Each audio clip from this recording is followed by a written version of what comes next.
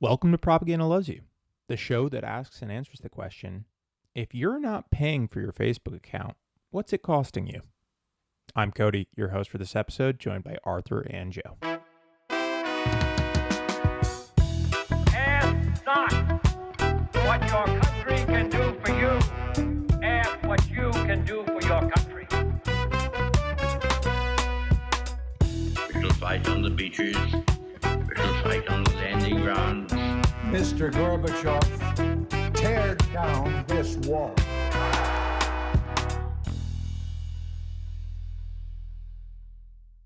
Welcome to Propaganda Loves You, our deep dive episodes. This one is our disinformation series. We talked about kind of like the players in the disinformation space. We talked about common tactics and techniques that those, nation states have used, including China, Russia, Iran, and North Korea. And so today, what we're going to dive into in a little bit more detail is looking at kind of what the actual battlegrounds are for this disinformation. If you think of disinformation as like disinformation warfare, where is that taking place, right? Like, how is that occurring? And what are these technology platforms doing to combat this, if anything, right? So we're going to break that down a little bit, and then we'll take a look at what countries are actually doing for this, like look at some nation states, a little bit more detail into, what Finland might be doing for resilience compared to what the U.S. is not doing for resilience, right? So that's the plan for today. I did want to mention one thing before we get into that. I think on Tuesday this week, we talked a lot about what's going on with Israel and Iran and the attack that was occurring there that has escalated into a war between those two countries.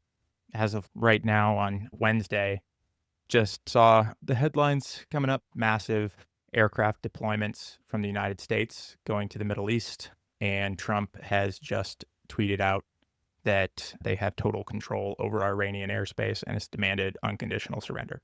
So I think we asked how long before we go to war with Iran, and that was on Saturday when we recorded. So, I mean, that might be a little bit hyperbolic, like maybe, it's rhetoric to push for some sort of end, but who knows, tomorrow it could actually be a full-blown conflict. So, Arthur, Joe, any thoughts on that before we kind of get into the main topic for talking about disinformation today? That's like flabbergasting. I don't know. I saw some viral video last night of after Trump tweeted about, it was something akin to get out of Tehran now. And somebody posted a video of the traffic, and it was just miles long trying to get out of the city. And it's sick that they can do this to another nation. And I don't know, it's just the terror that they're causing. And it's all because of for Trump, it's his whole 61-day deal thing. And it just seems like an ego-driven war, which is, I don't know. It's horrible. I'm with you there. Yeah.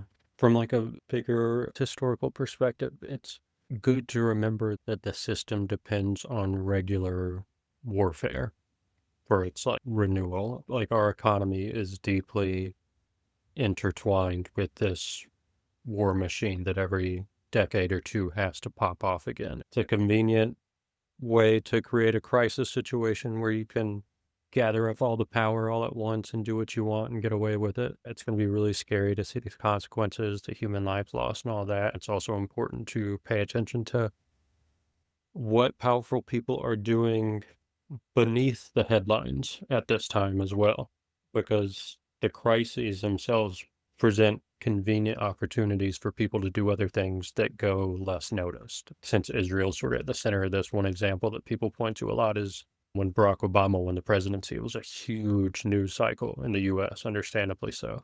But Americans were so absorbed in that news cycle that Israel was able to do a large, aggressive campaign in Gaza that same news cycle and get away with it without many people talking about it at all.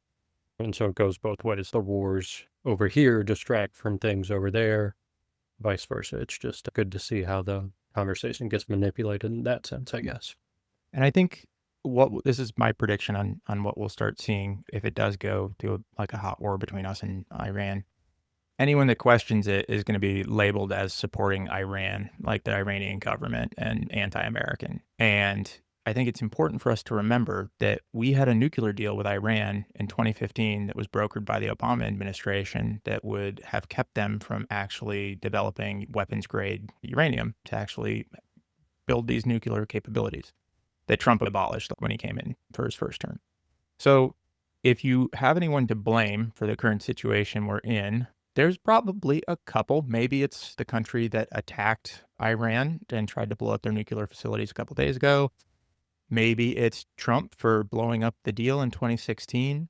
But I think what's also super important to remember in this moment is these are the governments going after each other, and the people in Tehran and Tel Aviv that don't want this are going to be the ones suffering and dying while those governments are in their bunkers. So, I think that that's super important to remember. And when people try to use that anti-American piece, just be ready for it and remember where this started.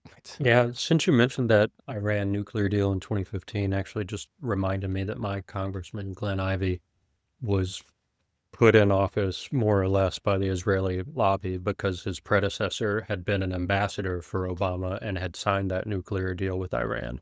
And so that was Israel's way of punishing that U.S. representative who represented Maryland people. She lost her job and got replaced with someone who supports Israel because she did a deal that Israel didn't like. That's a U.S. politician, just to point out how we're controlled by other countries in different ways. So with that, I guess we'll see what happens,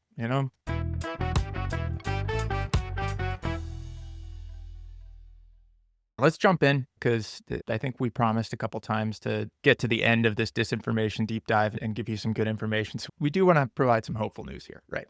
But let's start with the tech platforms, right? Again, when we think about disinformation, we're thinking about how it's spread, how it's propagated. I've actually been thinking about this a lot more recently, just with like the LA disinformation going on and whatnot. And in our conversation the other day, when we talked about like the same hoaxes being brought up in the context of LA that were brought up in 2020 when it came to like the BRICS and like George Soros and all of these really tired hoaxes that have been disproven but are still spreading. And it made me think back to, what was this like in earlier times, or like chain emails. You guys remember those like back in the day when it would just be like, oh, here's like a total hoax chain email. And then like you must forward this to like whatever amount of people. Or there was the ones that always claimed like some crazy thing was going to happen. Send this to 10 friends, like to warn them about whatever. And it just made me think about that in the context of like, yeah, those same chain emails would go around constantly, right? They come back around like, and no matter how much people talk about they're just fake things that are clogging up, email servers and slowing down and possibly viruses being spread, like doesn't matter, right? It still spreads. And I think when we look at technology today, the biggest difference here is the amount of people that are on these platforms and the speed at which it can spread, right? It's a much faster delivery mechanism to more people in different modalities, right? You had to actually log into your email to like see those chain emails like going back and forth and spread it. And this, it's whatever application that you happen to be sitting on at whatever time pops up on TikTok, super easy to share that and push it along, right? Or whatever your social media platform is of choice. So I just wanted to kind of like start with that. Any thoughts on that or any comments from you guys? I just remember him transferring to Facebook pretty easily, like immediately. I would see the same things, like reshare this with 10 for whatever, the same kind of format, but just as a Facebook post, which makes sense now in retrospect with how Facebook has gone. It's sort of become more or less the boomer platform, right? So Facebook, used to be, still is Facebook, but Facebook, Instagram, WhatsApp, all owned by Meta, right? And so Joe, like, yeah, Facebook, has that older population that generally uses it, but it also has like pervasive penetration in certain areas. And like the Adirondacks is a great example of this. Facebook is what almost everyone uses to communicate up here. I mean, like businesses have the Facebook pages. Almost my entire family, like they've got a Facebook messaging group, right? I'm not in it because I don't have Facebook. So I'm like always the last person to know about anything. But, it's interesting to see that microcosm here of penetration when you think about certain places in like Africa where the internet and Facebook are synonymous, right? It's the same thing to them. Like when you log into the internet, you're logging into Facebook in a lot of these places because they've purposely set up infrastructure out there and provided the infrastructure for free and provided these ways to get onto the internet, but it's through these technological platforms, right? And so what does Facebook, Meta, WhatsApp, what do these things do to actually fight back against disinformation? Well, we've talked about this before, so I'm not going to go into a ton of details, but Meta does have their Coordinate Inauthentic Behavior group, which actually looks for disinformation campaigns, and they put out quarterly reports on this, right? We talked a little bit in the context of China, the spamouflage that they had going on, right? And how Facebook was able to identify these groups and block them and put out this information about it. So, that's kind of like the big thing that, each one of these tech groups does have, or most of these tech groups had or still has some sort of anti-disinformation group or a threat monitoring group, like Google has, I think, their threat monitoring group that we talked about previously, that tries to identify and inform and block these sort of actions and accounts. A lot of that was in 2023, 2024, those different things. As we move forward, it's going to be interesting to see how those policies on Facebook change. I think one of the things that came up was the EU has extremely good data privacy laws. GDPR is the General Data Privacy Regulation, I think is what it's called for the European Union. And it really focuses in on protecting consumer data on these platforms and making sure that they're not taking advantage of the consumer. And so for a long time, well, still, like Facebook and all of these different companies have to essentially have multiple ways of handling data, especially when it comes to the EU. It's stricter, they're more controlled there.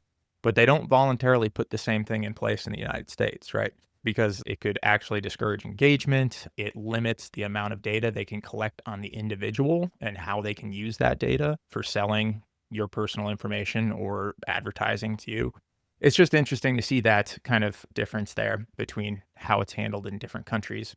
And then I think the only other thing I wanted to mention about Meta in general, one of the things that they did with WhatsApp in order to stop or slow the spread of disinformation was limited the amount of people that you could actually forward WhatsApp messages to. Before it was like you could forward it to like tons and tons of people at the same time, which really, when they noticed this, they saw it was spreading misinformation and disinformation in extremely fast pace. So they actually limited the amount that you could forward messages to within WhatsApp as a way to combat that. The last thing I think I'll hit on for this, there was also quite a bit of back and forth between Meta and during the beginnings of the Ukraine war. I think Meta came out and blocked some of the state-sponsored news sites, specifically Russia Today and Sputnik, from being shared on their platforms. And in response, Russia basically said that Facebook can be present within their country, right? It's like a tit for tat thing here. You're blocking our disinformation. We're not going to allow you in our country. What happens is all of the populace there moves to the Russian equivalent of Facebook. I think it's like Voltank or Volt. I can't remember the exact terminology there, but so, it's just another thing that's, I would say that Meta was doing things and they still seem to be keeping some of this in place. But when it comes to that, it's just, there's so much out there. It's really hard to just play whack-a-mole, right? Is basically what it is with trying to knock down these networks. Yeah, I guess like my question, I guess, is like highly critical of these corporations, especially social media.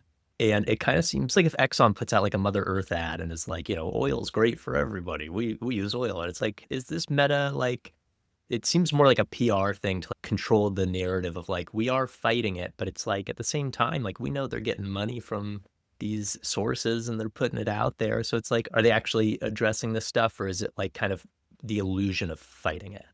Yeah, it's a really good question. So when I was still working for the government, I was working with a guy that was, I think he was a deputy on National Security Council. This was back in the heyday of like ISIS, right? Like when they were super, people might forget, but when ISIS first, like the Islamic State of Iraq and the Levant, when they first came on board and started showing up, it was with really flashy media. Do you guys remember seeing their videos and stuff like that? They put out incredible media videos that did a lot of attracting the fighters to come to their caliphate that they created, right? And so what I would say is, working with this individual, I think he moved on eventually to, I believe it was Facebook, to help with content moderation for these terrorist groups. And so I think there was a real effort there. The question is, was that effort simply because it was against ISIS? And in my mind, you guys might disagree with me, but ISIS was probably the most comparable to like pure evil, right? Like we think of the Nazis as like, oh, bad guys across the board, right? Like, oh, you think Nazi, that's bad.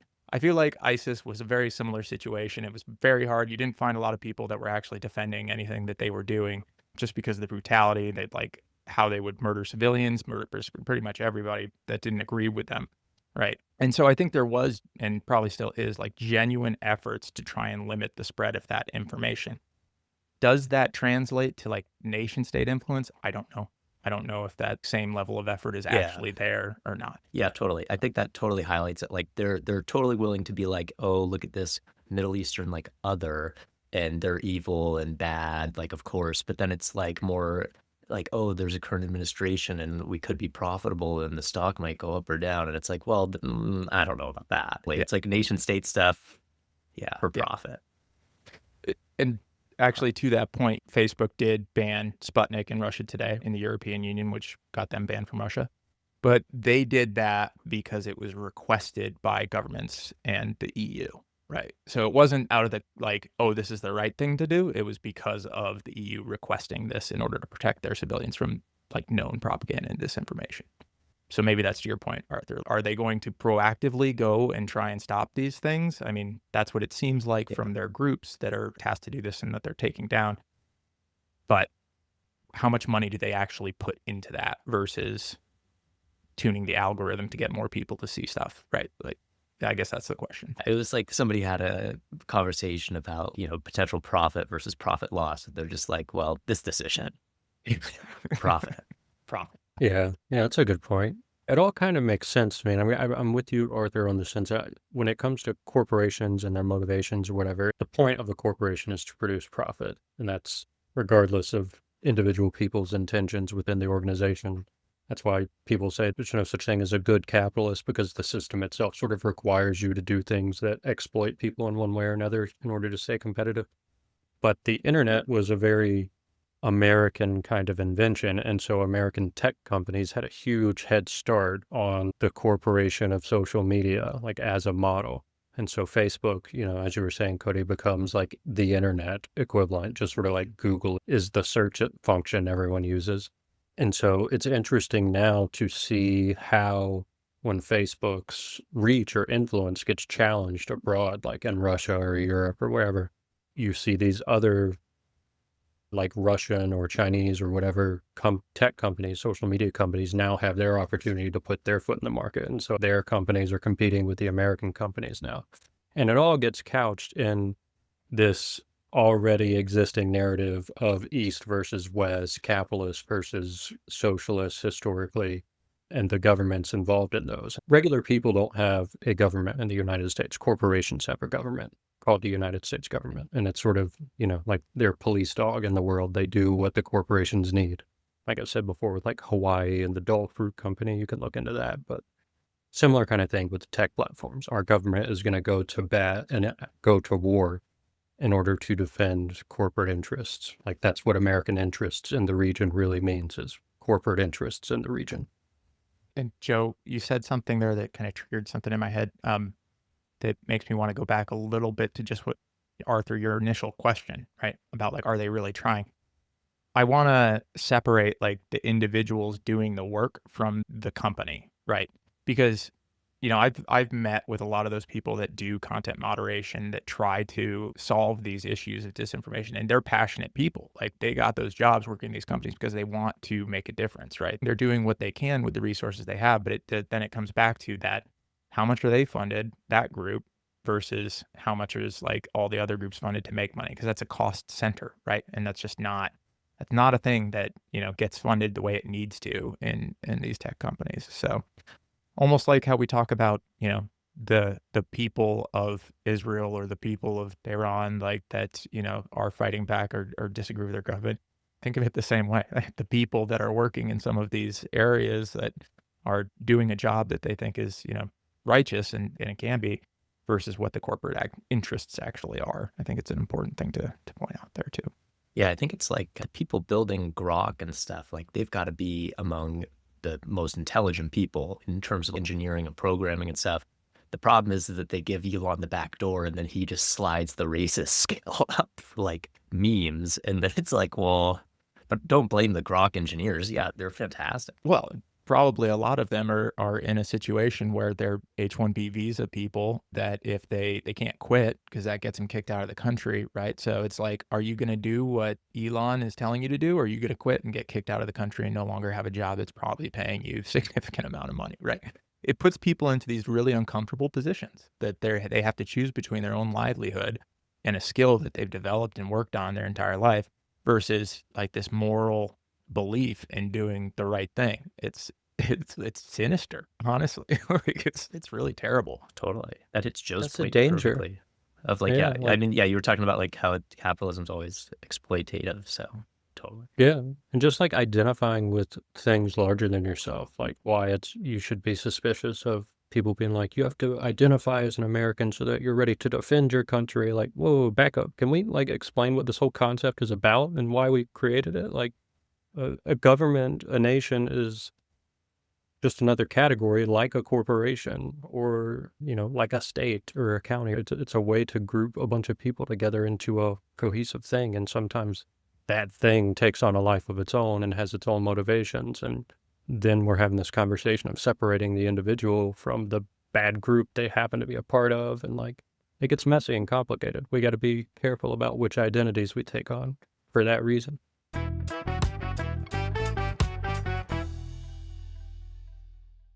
So I think that kind of covers Facebook and Meta and the main things that we wanted to hit on there. We'll probably go more in depth on these in the future, I'm sure, or pick specific actions and deep dive those specific things. So again, this is kind of still like a high level overview of like a bunch of companies that kind of what they're doing. So let's move on to X, formerly known as Twitter. Funny story, when I was leaving government, I applied to be a content moderator or like work in the content moderation group at Twitter that would actually have tried to combat the spread of disinformation and things like that.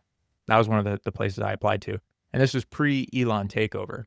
And they never gave me a call back, and I'm thankful for that because that entire group was basically fired when Elon came on board. So yeah, so they did what I'm saying. There used to be a group at Twitter that was responsible for trying to slow down the spread of disinformation and work against that. And it was one of the main platforms that was actually used in 2016 by the Internet Research Agency from Russia to spread a lot of the initial disinformation in that election campaign, right? And that was kind of like that was when they stood up this.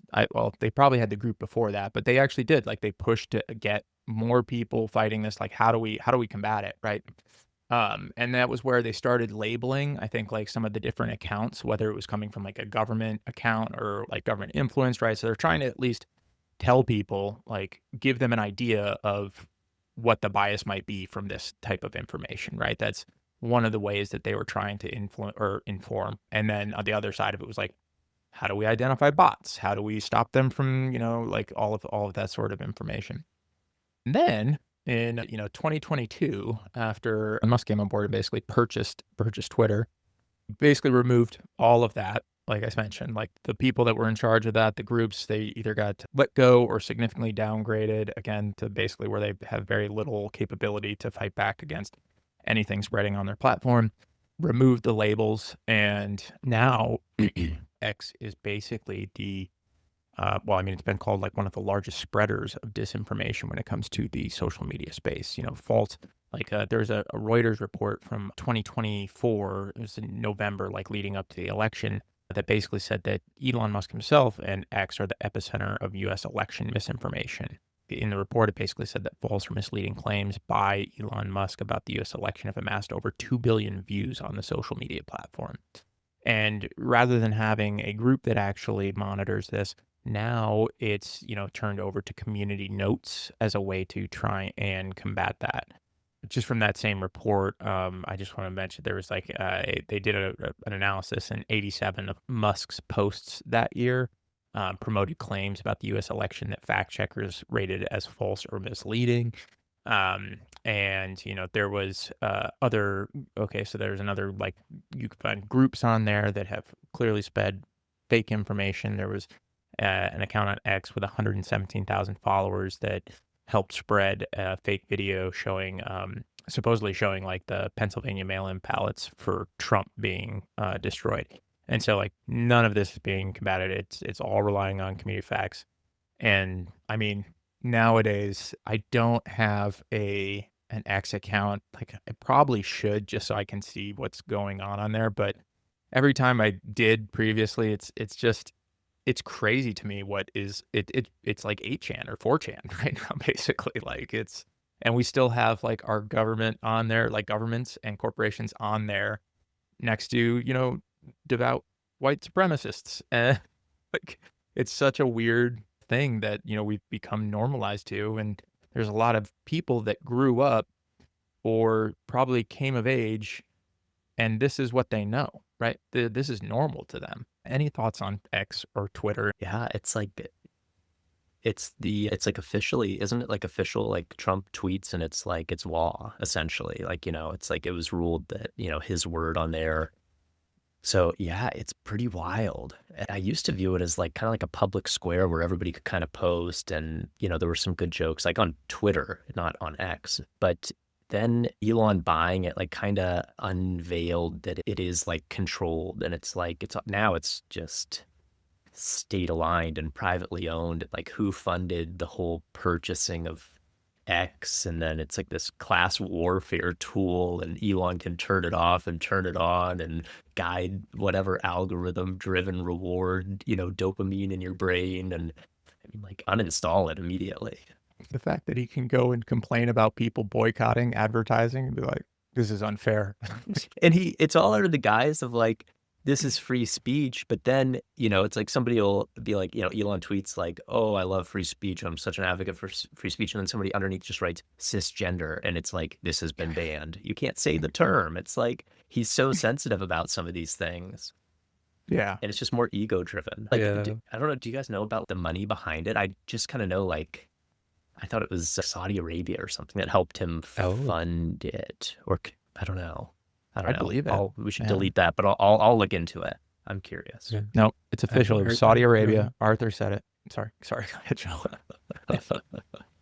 No, I was just going to say it's a great example of like how capitalism really works versus the propaganda of it. We're told it's a system of the free market, of competition, of the person who has the best business model and works the hardest is going to win. And there is it's just a straight up meritocracy or whatever. But no, it's also people just whining and complaining. You get all this family blood diamond money from South Africa and buy a few companies and act like you're a big genius CEO. And then when you don't get your way, you kick and scream and cry until the government does something about it to help you. It's like, they don't just make it on their own. They get a lot of handouts, usually on taxpayer dime. Like, he like denies the mines too. Like previously, he's like, "Oh, what mines? We don't have mines. They don't exist." And his dad's like, "You mean the emerald mines where we got all our stuff?" It's ridiculous. And his dad is currently having kids. There's so many problems, and he's like 85 or something. It's like, you cannot do this. Anyway, it looks like it was a Saudi prince along with Andreessen Horowitz. Oh, that's Mark Andreessen. Yeah, Andreessen Horowitz is the So that's the private equity firm of Mark Andreessen, who is associated with Peter Thiel and with our vice president, JD Vance. And he's one of the ones that's backing like the whole network state efforts. There's been a lot of really good reporting on this from Gil Duran. I think he runs the Nerd Reich podcast. So I definitely think if you're interested in understanding what the technocrats actually want to do and like what that term means and how they want to destroy democracy completely in America and replace it with little fiefdoms, like, this is why I keep comparing it to Cyberpunk, because they literally want Night City, like where Elon Musk is sitting in the top of his tower controlling his city, and then Mark Andreessen is now the owner of San Francisco, right? Like, that's literally what they want. That's not hyperbole. They've said it. So anyway, sorry, that was a bit of a tangent, but no, I think it really capitulates the whole thing of why you would buy this sort of like public space and privatize it. And he like owns the public perception in some way, and especially in like rising demographics of the youth, like they are believing it. They are leaning more to the right, if you believe some of these studies, whatever that's coming out. I have no idea. But it's like obviously a means of control. It's just been like getting worse and worse and worse. And we got to live through that. We got to watch it, right? We got to watch Twitter go from actually a thing that was, hey, that's kind of fun, like interacting, little like funny tweets from celebrities, seeing celebrities interact with regular normal people. That was kind of like a first time thing, right, on the internet, to the cesspool that it is now. And there's a lot of people, like I mentioned before, that is their norm. So they don't understand like that it shouldn't it shouldn't be like this. This is, or that there is a better way, I guess, is what my point is there. But At first, these things are like fun. Like Twitter's fun and it's free and nobody really knows how to like profit off of it. And then it becomes like a whole mechanism of industry, and people hire social media account people to run them. And it's just, Yep. yeah, I don't know. We got to have like a free internet space for that kind of stuff.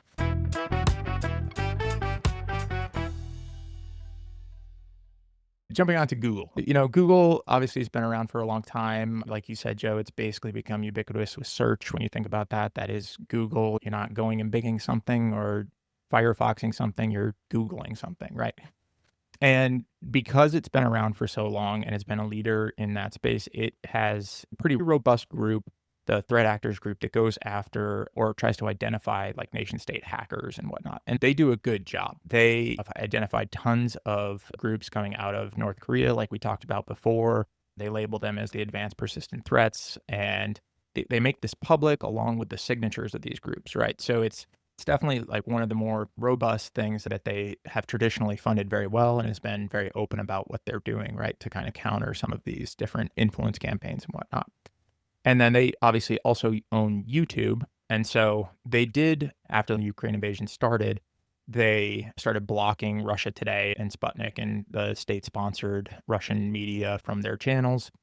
And they also were taking down misinformation related to COVID, right? So they did have like moderation teams and they were working on taking stuff down. I honestly don't know how effective it is on YouTube. And I've seen recently that they're actually starting to scale back on moderation and they're allowing more range of content, I guess, within YouTube. Yeah, there's not a whole lot to talk through on Google. They're not as much of a social media company as like some of these other ones that really kind of influence. However, the YouTube rabbit hole is a thing for a reason, because if you can start on something very benign and end up in some pretty dark places pretty fast if you just let it go and let it play, right? That's definitely a thing that has been documented as radicalizing people in the past. So not to say that Google is all good or anything in this area, but Haven't checked my Google Plus notifications in a while.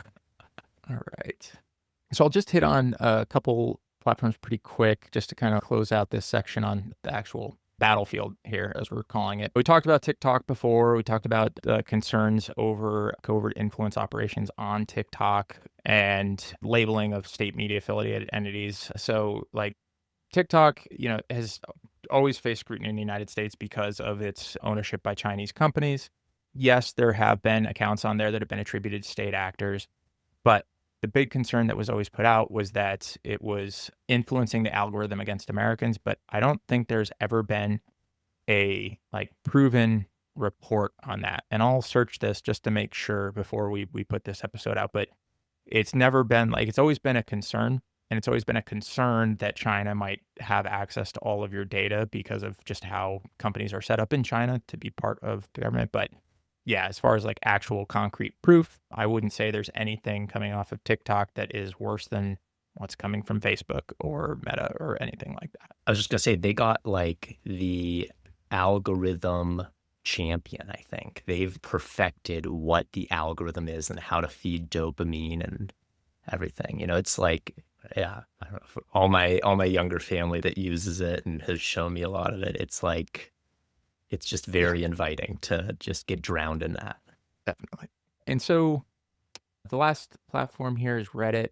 Really not too much talking about, really not too much on Reddit, but I think, more so than the research here, I think just personal experiences on Reddit, you can see when there's the campaigns, right? It's actually really interesting sometimes to go on controversial ones and like almost watch the battle in real time of upvote versus downvote, depending on how controversial the topic is. And it's certainly an area where disinformation spreads and where groups and get more and more radicalized. But they have taken steps in the past to kind of ban certain groups. I think like the Donald on there, if you guys remember the Donald, that was quite a time. It just got more and more extreme to the point where they're calling for political violence. So like when groups reach a certain point, I think Reddit is generally pretty good if it's been reported of actually banning, removing those groups more so than some of the other platforms. But the risk in my mind when it comes to Reddit, when you have a totally anonymous platform, is it's really kind of impossible to know, right? Unless you literally know the person on the other side or you've talked to them, it's difficult, right? Organizing on those, I'm going to provide a little bit of a personal thought here.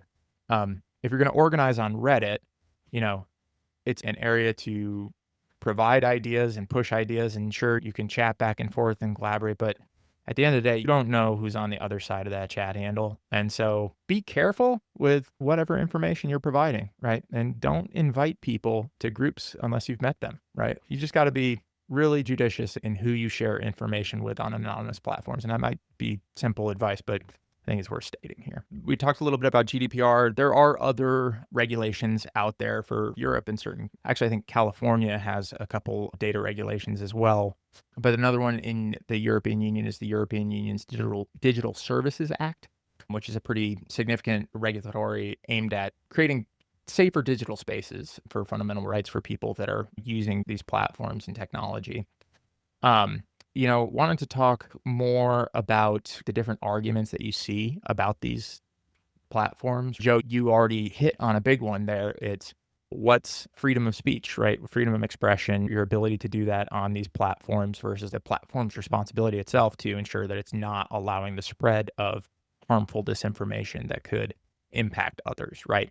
That's always an argument that comes up. Also, like the argument that we talked about, how effective are these things?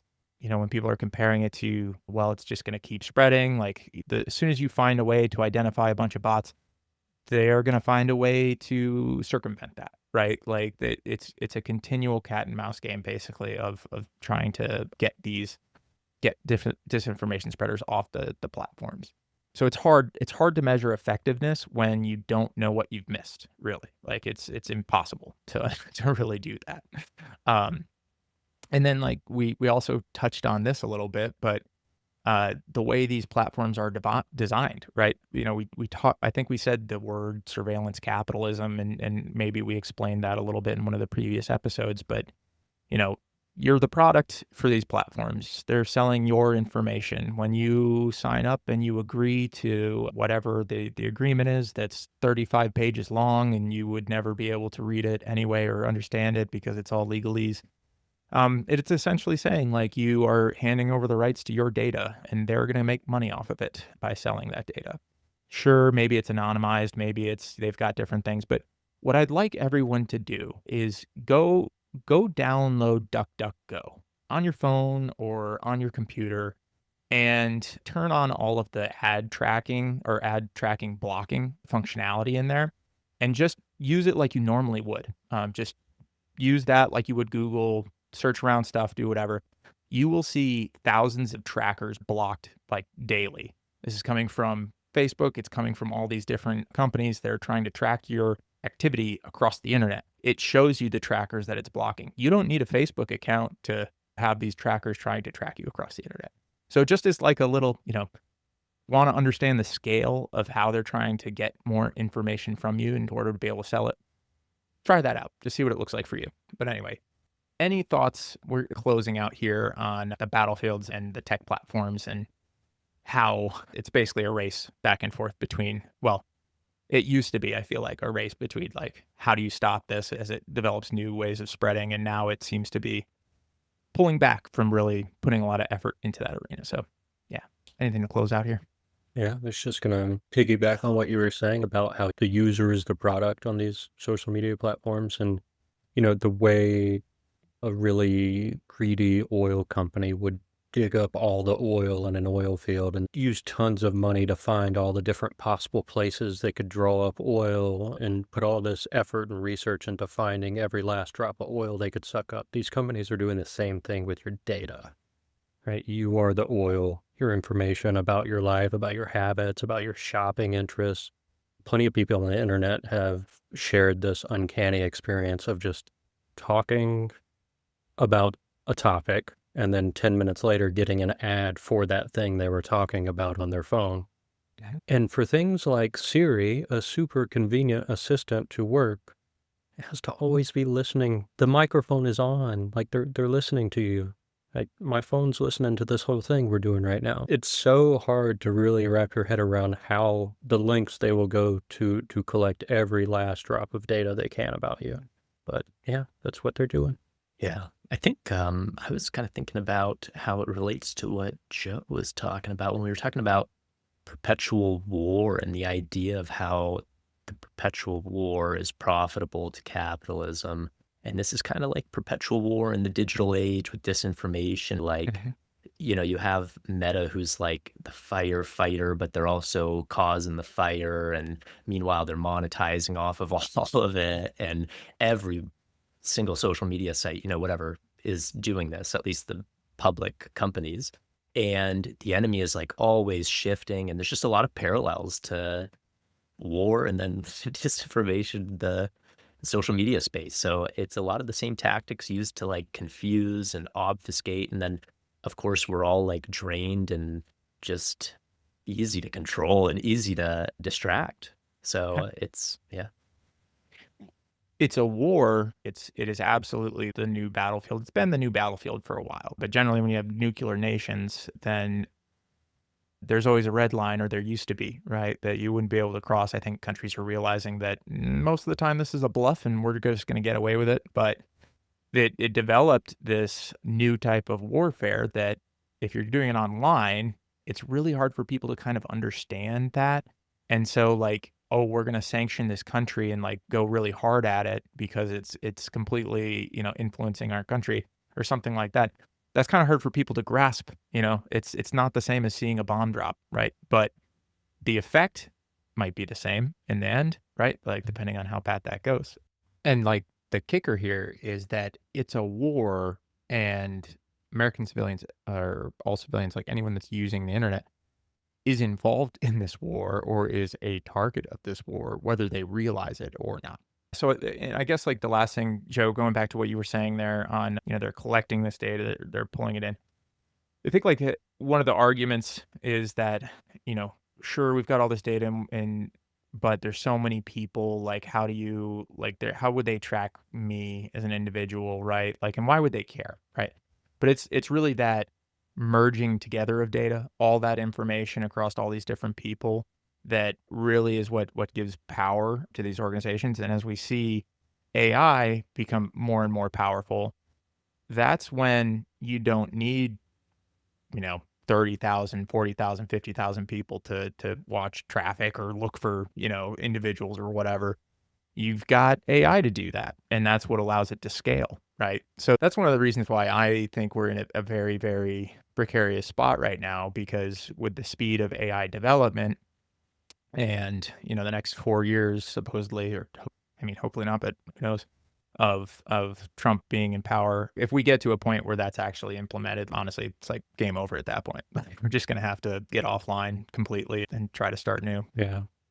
Now, at the military parade, they had those moments where, like, thanks to our sponsor, Coinbase, or thanks to our sponsor, UFC. And I saw a clip from Hassan Piker's stream or whatever. He was like, nope, pack it up. We're cooked. Country's over. But I don't get it. It's like, it's a military parade. He's paying for it with our tax dollars, but then he's also profiting from like advertisement sales. It's wild. Palantir, I think, was one of them. And Palantir is the one that's building the yeah, database of all the people. Like Palantir was getting pushed for Intel stuff like 10 years ago. And we were always like, this is shit. Like the software sucks. But hey, I guess it's, when you have enough money, you can force something on any government, right? At that point. Yeah. But anyway. What if I told you the creator controls the free world? Okay. We get in Eugene, we're getting up. They just announced that we're getting like 3 of these. They're called Flock AI cameras. I don't know if you all are familiar, but they put them at these large intersections, and they track cars, and they retain license plates and the movements, and they try to create your patterns, whatever. And it's accessible from any state or any government agency as long as they have a warrant. There was that ICE agent who just abused without warrants going through and looking at cameras. So anybody can access it. It doesn't matter. We got those cameras coming here, and that's going to track all of us forever. It's wild, the AI that they're embedding and the system that they're evoking. It's very Orwellian. Yep. Yeah, I mean, walking around in public, you have to assume you're being recorded basically everywhere in any medium-sized municipality. They've got cameras and tracking everything everywhere. One random thing I was going to say about just specifically Facebook and how easy it is for them to collect information from people willingly. Like you think about an older generation like Gen X or boomers who have had to go to any institution in their life and they fill out a form. You check in, you fill out a form, you put in your information, name, address, phone number, all this stuff. Facebook reminds you to update that information. Like you'll log in, and if you haven't put in a home address yet, haven't put in a phone number yet, oh yeah, I forgot to do that. Let me type that in. Like how easy that is for them to just get us to offer it on a platter like them. Yeah, that's a really good point, Joe. Actually, I never really thought about that, but yeah, because in my head it's almost like, well, it's just kind of like a required thing. Like if you're gonna have like I gotta, yeah, that's crazy. All right, so we're gonna jump on. So we talked kind of about those different, like what some of the tech platforms had done. What we didn't really talk about there, but maybe we will in the future, is like that's the tech platform side. But what's the actual information ecosystem where this is occurring and where these battles are taking place? It's more than just on Facebook. Like it's here in this podcast, right? It's like in other forms of media, right? Like the information that's being pushed is in a lot of different places, not just online. So that's one thing we'll probably dig into a little bit more later, but also kind of close out on the tech piece. If you haven't watched The Social Dilemma, this came out I don't know exactly how many years ago. I think was it 2016 in relation? Anyway, go watch The Social Dilemma. It's like not very long, and it will tell you pretty much everything you need to know about the intentions or what are the goals of these tech companies, or I guess everything that we're talking about. It's going to crystallize that hopefully for you. So next thing I want to talk about real quick is kind of like some of the countries and what are different countries doing to fight against disinformation. And, we talked about it, I think, in one of the very first episodes, but Finland is widely recognized as probably the leader and one of the most resilient countries when it comes to combating disinformation. And, what we just talked about with these different tech companies is this game of whack-a-mole, this game of ban this, ban that, how do we stop information from flowing? And so that is, part of it, but Finland really looks at it as a societal problem that needs to be solved at every single level of the society.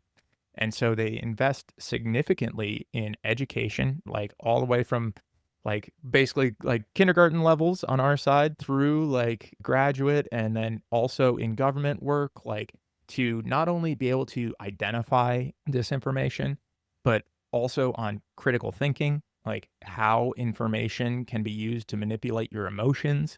It's also woven into public sector training. So civil servants, journalists, and military personnel receive information on how to identify and counter disinformation. So it's at every level of their society. It's almost baked into this is a thing that, let me put it this way. I think in America, some things that are baked into us is, in school, right? Pledge of Allegiance, red, white, and blue, 4th of July. And don't get me wrong, I love 4th of July. It's one of my favorite holidays. It's so much fun. We always have a great time. But that's kind of baked in. It's part of at least in me, it was always part of I felt like it was part of me growing up, honestly. That's the type of response you need to counter this sort of thing. It has to be baked into your society that, this critical thinking, understanding these concepts is something that needs to be of utmost importance in order to counter it. So you can't stop it. So you need to invest in identifying it and understanding how it influences you. I guess is like the easiest way to close out. And Finland does a great job at that. So any thoughts or comments on Finland? Well, it doesn't seem profitable to invest in this. No, I think I want to move to Finland. Anytime there's an issue, like we were talking about prisons and stuff too in Finland, how they address it. Anytime you take an issue and you address it as a civic problem, that's fantastic. That's what tax dollars should be going towards. Yes. And yeah, like you saying, it teaches people to think for themselves rather than see a blue check mark and be like, now that's valid. So that's great. Don't even need a blue check mark. Meme. Yeah. You got to buy those blue check marks now, right? Oh, yeah, you do. Not on Blue Sky though. And it's going to keep going up. It's going to keep every time that they need Gonna have profit next quarter. tiers. Yeah. Don't give them ideas. Oh. I'm sure people are going to start getting ideas from these silly ads we do and start doing some real dystopian shit with that. But no, in the back of my mind with all this disinformation stuff of you're talking about all the work that governments and corporations are doing to fight disinformation as well as do disinformation. In the back of my mind, I'm thinking about education. I'm thinking about communication fluency and how this really is like a language development issue on a deep level. Like there's you can understand your linguistic community on a basic level where you hear the words that are said or read the words that are written and you can understand a surface level meaning of the text on a case-by-case basis. And then you get into subtleties and implications, like what are the implied meanings of this text that aren't stated outright? And then you get into putting together the context in which it's written, what's the history and time and place, who are the actors? And when you start putting all these pieces together, that's a more and more sophisticated fluency within a language. And that's kind of what's necessary in order to really stop the spread of disinformation and misinformation, is because when people are fluent on that level, they will understand it when they see it and be like, oh, obviously I'm trying to be manipulated in some weird way. I'm not going to engage with that message. When you were talking about Finland's education system, I'm like, yes, obviously, from a very, very young age, we have to start teaching these critical thinking, critical reading skills. Not only did you understand what I said, but what do you think about what I said? What are your ideas based on that? Let's have a conversation. Let's ask each other questions back and forth. It's not like a repository banking system style of education where you just dump a bunch of information at people, give them a test, expect them to prove that they learned it, and then we don't talk about it anymore. It's about the ideas you have around the whole information sphere. So yeah, the education was in the back of my mind the whole time you were talking about this. It's the cornerstone, I think. And that's what the current administration has immediately tried to take apart, the Department of Education, right? Like the funding, just like you said, Arthur, that's where our tax dollars should be going. And yet, where is it going? It's going to deport people. It's going to more defense. It's going to, I guess now we're selling off public land to private investors. So yeah, it's 100% agree. It's totally ridiculous. Have you ever seen The Apprentice? We literally elected that guy. That's just ridiculous to me. The first time it was like, oh, this business guy, bankruptcy. Yeah. He's a business guy. This is what business guys do. They sell off public goods for a one-time deal. Yeah. Instead of investing in the future of our people. It's like we say, we always hear the refrain of like America first and everything like that. And yet let's get rid of the ability for Americans to get educated ourselves. Like the whole Elon and Swanee thing where they're like, we need H-1B people because they are smarter than Americans and they work harder, right? And that triggered this whole huge backlash from MAGA. But if you think about that for a second, it's because they look at the U.S. as an opportunity and they work hard to get educated in order to be able to take advantage of that opportunity. And what are we doing? We're removing that opportunity ourselves from our own people in this country by divesting in education. Like it's completely backwards. But anyway, so the last couple things I want to hit on as far as nation states, I'm not going to spend a ton of time here, but when we think about, Finland as the model, then we think about Russia as basically, this is me, how I think about this, but others do too, that are much smarter than me and have written books. So we think of Russia as essentially the architect of modern disinformation, right? They've created a lot of these techniques, and other countries have co-opted them and starting to use them because they realize it's effective. It's an effective means of control. And so I won't go into all the details on Russia because we're going to be talking about Russia as long as this podcast goes on, honestly. So But what I do want to jump from there, being like the architect, is talk about the U.S. for a second. And we hit this a little bit, but I just want to highlight again. The U.S. did have mechanisms in place or tried to stand up organizations to fight disinformation. There was the Global Engagement Center. If you want to learn about the Global Engagement Center, there's a book called Information Wars by Richard Stengel. He was the Undersecretary of State for Public Diplomacy and Public Affairs from 2013 to 2016 under Obama. Before working for the State Department, he was the editor of Time magazine for 7 years. And so, he was heavily involved in the GEC Global Engagement Center, taking it just from being like a counter-ISIS propaganda to expanding that. So that gives you a lot of background on that. So if you read that book and then understand what, occurred. And then there's, that was shut down recently, it wasn't refunded. And then parts of it went back to the State Department. And then Rubio was like, nah, cancel that. So that doesn't exist anymore. And then there was the Disinformation Governance Board that we talked about under the Department of Homeland Security that was stood up. And Nia Jankowicz, the CEO of the American Sunlight Project, was the lead for that was immediately attacked by Rand Paul and others as a censorship apparatus. And it wasn't defended by the Biden administration in any way that would that was a complete failure on the Biden administration to actually defend that organization.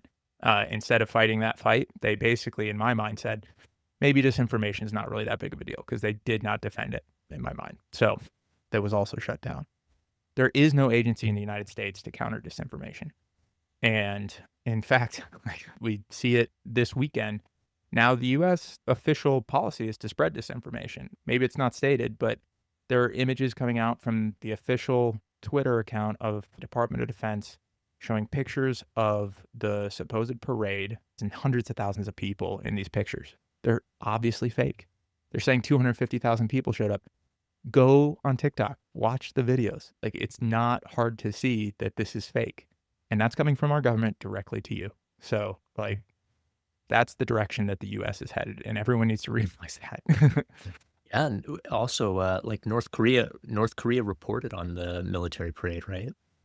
Did they? Yeah, they did. They were exploring that propaganda too. And yeah, I saw live news feeds from accredited cable news places, and they panned over, and sure enough, it's an empty park. Not empty, but nothing compared to even a small city that protested that weekend. Yeah, I can't remember the numbers. I think Democracy Now! Did some reporting on it, but there were maybe over 2 million people collectively at these No Kings protests across the country on Saturday. And you look at the videos of the actual parade in DC, and it's just crickets chirping, awkward county fair, slow day vibes. It's just totally not a county impressive. fair. Yeah. You're talking about North Korea reporting on it. I was just imagining them being 6 out of 10 mids, honestly.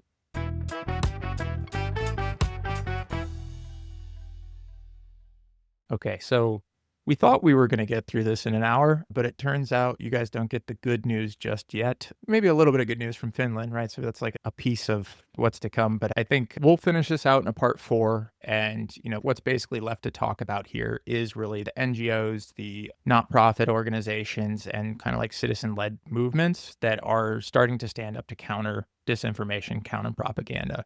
I think I mentioned this, but one of them that I'm really excited to talk about is the North Atlantic Fellow Organization, which was stood up as part of a way to counter Russian disinformation in the beginning of the Ukraine war.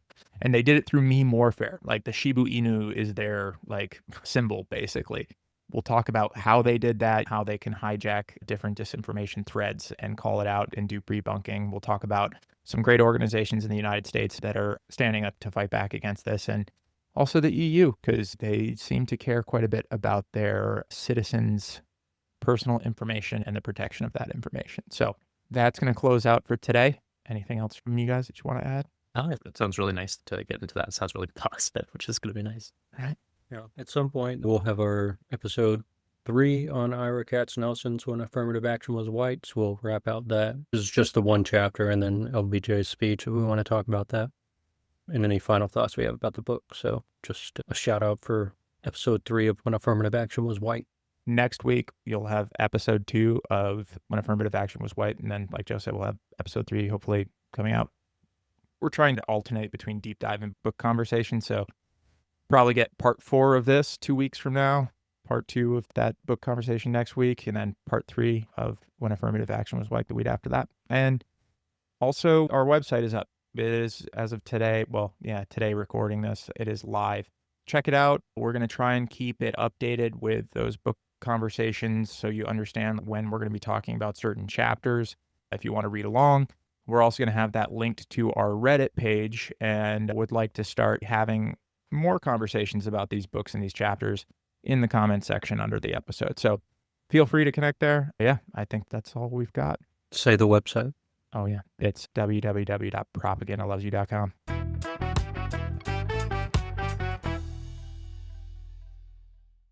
That's it for this week's episode. Thanks so much for listening and hanging out with us. If you enjoy the show, help us spread the word. Leave a rating or review and share it with your friends, family, or anyone you think would get something out of these conversations. Your ratings, reviews, and shares help this show grow, and the more people listening, the harder it is for propaganda to win. So until next time, Stay aware, stay safe, and remember, Propaganda loves you.